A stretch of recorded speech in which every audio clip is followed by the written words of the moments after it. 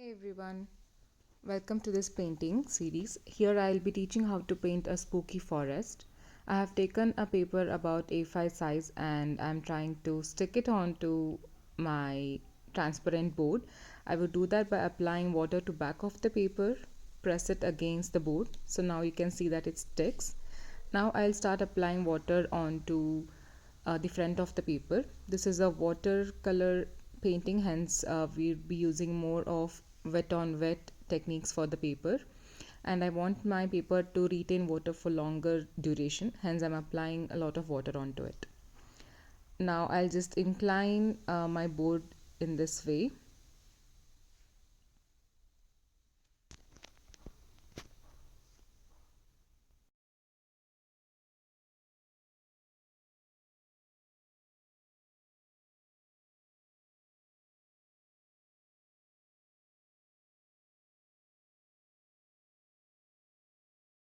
I would be using mainly three colors. One would be burnt sienna. Let me squeeze some paint on my palette.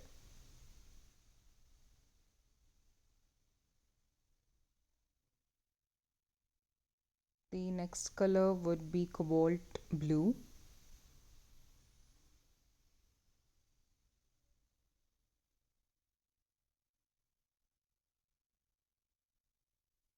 Now I'll mix them to get a gray shade.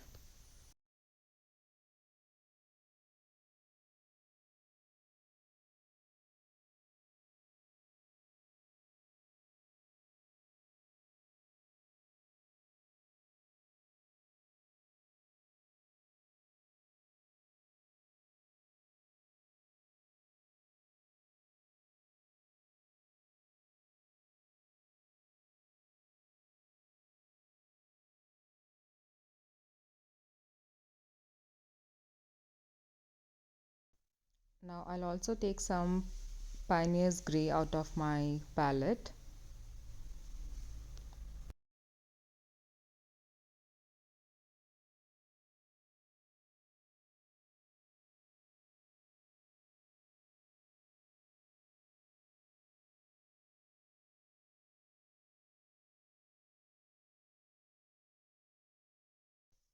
I start by applying a big batch of paint on bottom of the paper.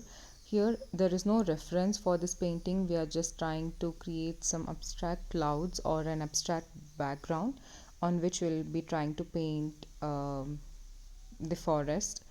So here I'm just going with the flow and applying paint wherever I feel would look good. You can do the same with your painting, or if you want the reference, you can see I have also pinned the reference here.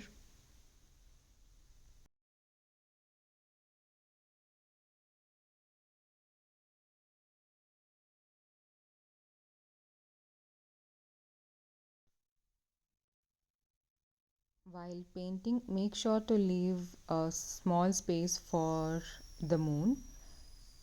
If you have already painted a lot, then you can always lift off some of the paints using tissue paper or with the help of your brush.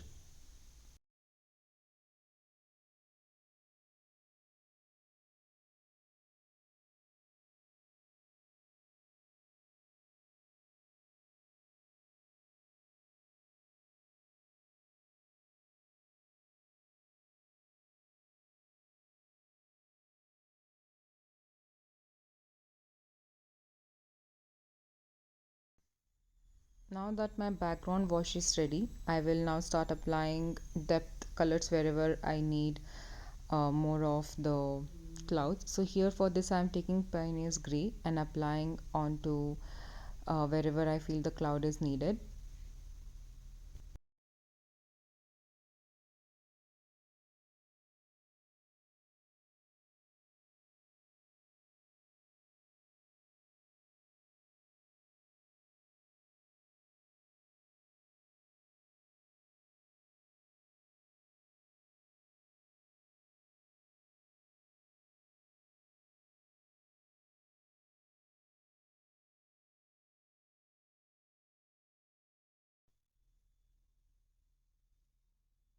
You can always take more water in your brush and apply where you want the paints to spread. It, it kind of merges with the background and gives a very good effect for your clouds.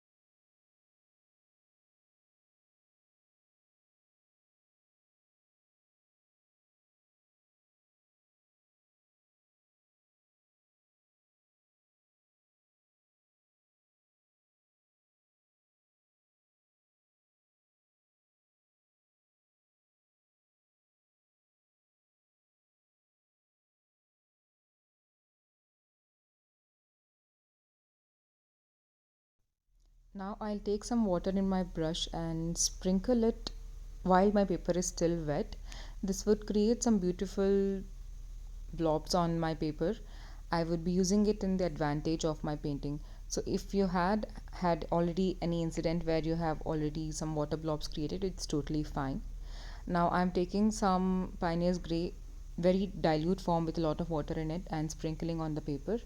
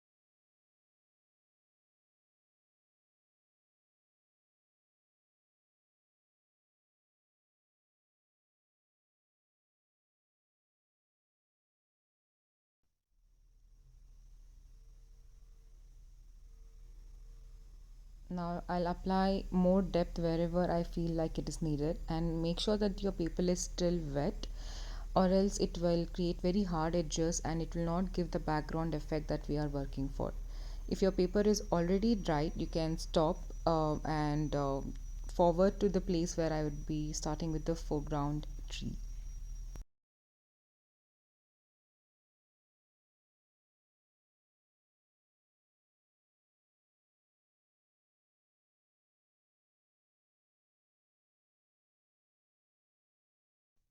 I'm sprinkling some more water wherever is needed here.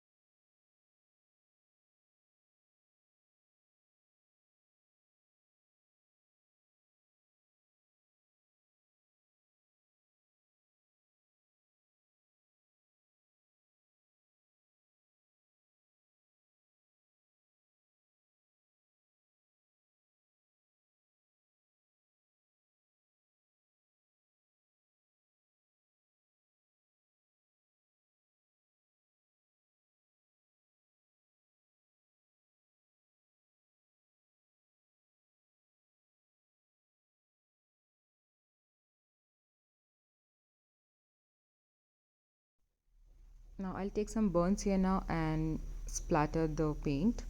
Make sure that the splatters doesn't go on the top side of the paper. So I'll just use my hand to save it and continue with the splattering.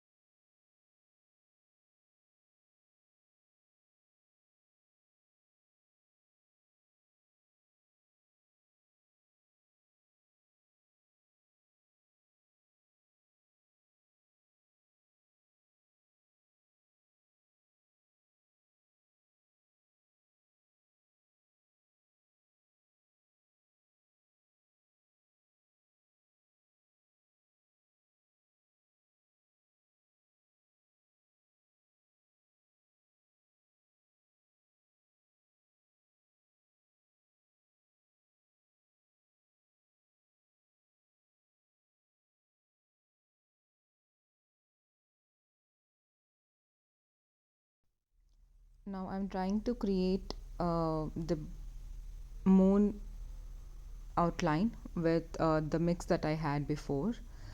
So here I'm just doing this to get a definite background for the moon so that when I paint it, it comes up on the paper. But if already your moon is visible, then you can skip this step.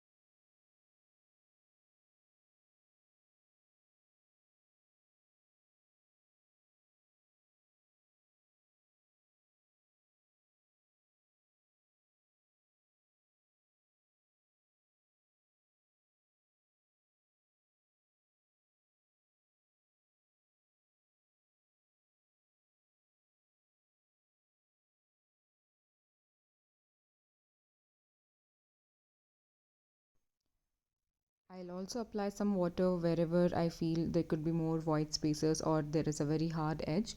You can skip this step if your paper is already dry or you're happy with how much white spaces are already there on your painting. Once this is done, I would let my paper dry completely and start with the foreground. So here my paper is dry. So let me take out some peynes gray, which I will be using for painting the forest tree. It's mainly the tree barks that I would be painting to have that spooky feeling. So I'll start with a very high pigmented bark, that is the foreground tree that we are having. And as we move upward, I would mix some water into the paint just to get the feeling of moonlight on falling on the tree. I'm going for a freehand style here, but for your reference, I have attached the reference painting as well so that you can trace it and start again. I will continue to apply or add all the tree branches wherever, and with the pointy edges, make sure to add the branches with pointy edges wherever you feel like.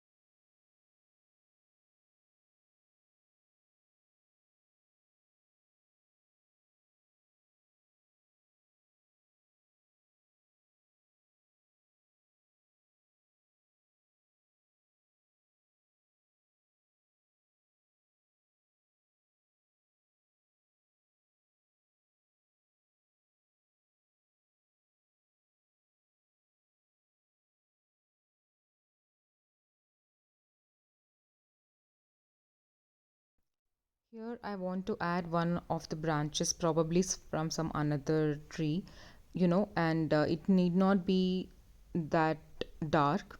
So I'll just take some water and first put it on where I want to add that paint, and after doing that I will apply the paint. So this helps the paint to merge a little bit with the water and also doesn't give a very hard edge.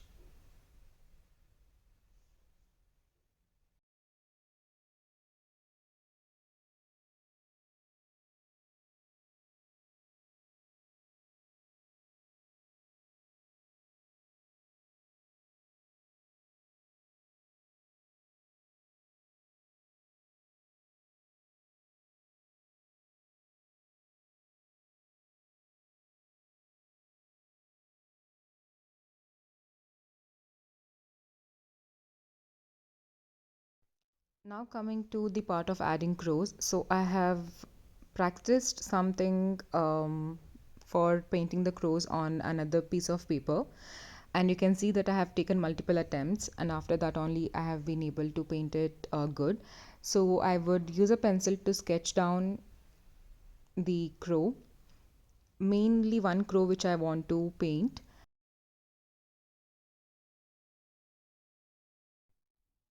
Now I would go ahead and add that crow right below the moon, and I also have a tree branch that was coming out where it is sitting. So if you do not have such a branch, you can go ahead and add one, or you can place the crow on any other branches that you would like. I'll start with the head and the beak. This I'm doing with dark pigmented pioneer's gray. Once it is done for the first feather, I would be taking the mixture that we have with burnt sienna and cobalt blue. So this gives the texture of the feather of a crow, and also you can see once the paint dries off, you can see a clear distinction between the head and the feathers. Once this is over, for the legs again, I would be switching back to Pioneer's Grey, and I will complete its two legs. And I'll also add lines on its feathers so that we can see there are multiple feathers on the crow. I'm now adding some of the birds in the background, probably the crows itself, just in the background as if they're flying in the forest.